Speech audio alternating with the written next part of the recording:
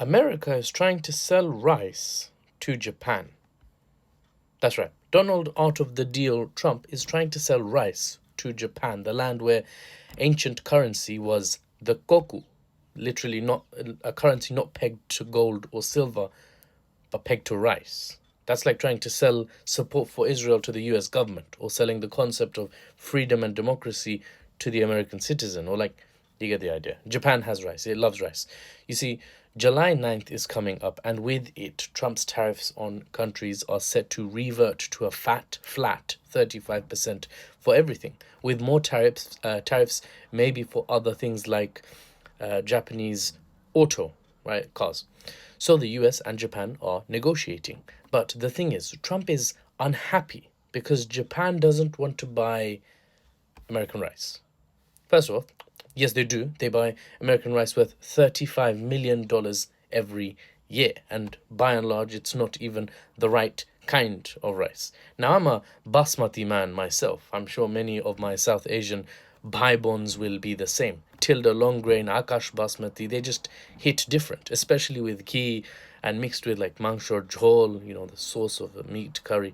Anyway, you get it. Japanese people, though, they're built completely different, and so is their rice.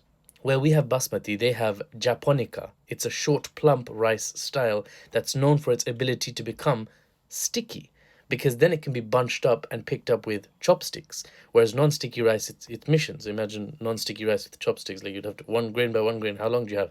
Right now, America makes Cal Rose rice. That's California Rose rice, specifically of a Japonica variant. So the Japanese people like it. American can sell that rice to the Japanese people, and it's that sort of sticky rice. But it's just not the same. The Japanese people themselves say this does not hit different. Well, they don't say that, but you get the point. The most luxury sticky rice is still grown domestically inside Japan, and the Japanese state wants to safeguard their agricultural industry by not dropping tariffs to zero overnight on rice and risking the collapse of their domestic rice farmers. Okay, fair. Right, that's fair. All's fair. But Trump is unhappy, as that means American rice growers can't flood the Japanese market with this subpar Calrose rice. So what happens? Well, these are two huge advanced economies. But here's the worrying part for America. We're moving into geopolitics, by the way, now. So put on a helmet, because this might get bumpy and you might fall off your chair. Hopefully not. That's really not likely, actually. Anyway, Japan is right next to China, right? Low animation budget incoming. See, China's like, I'll try and mirror it.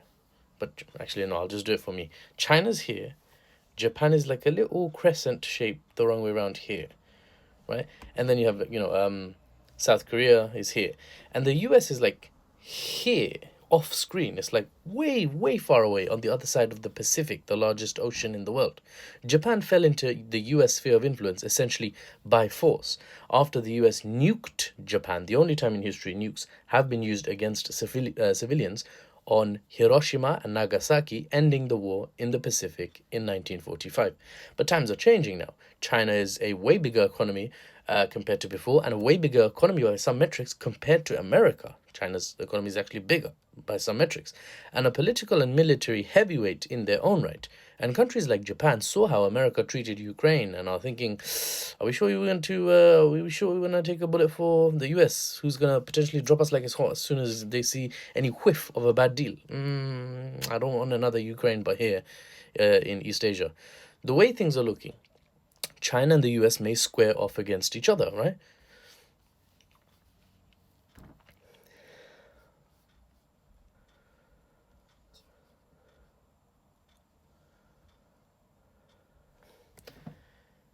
And Japan is reconsidering its life choices. Now, the question is, what will Japan do?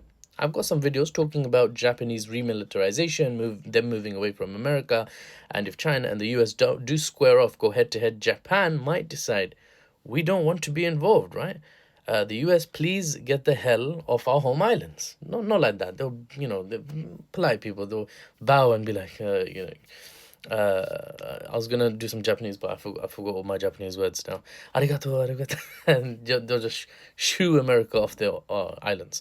So the question isn't whether Japan will pull away from the US. The question is, will Japan completely pull away from the US right now, before July 9th, taking that first step at decoupling from the US economy by not agreeing to a trade deal by July 9th? Or will they choose to stay under America's economic, at least, umbrella just a little bit longer, not rock the boat too much, and agree to a trade deal for the time being? Either way, militarily, they remain firmly under America's umbrella. They've got loads of military bases, and America can basically rely on Japan to be their sort of outpost in East Asia to face China. But that might not be the case indefinitely. Now, if Japan were to try and economically decouple now, it would be easier. But they might decide to delay it, meaning in the future they'll have to do it anyway, and it might be harder. Time will tell how things turn out. And I'll be here to report to you the news and the analysis, unbiased, and without the Western spin, without the Japonica rice.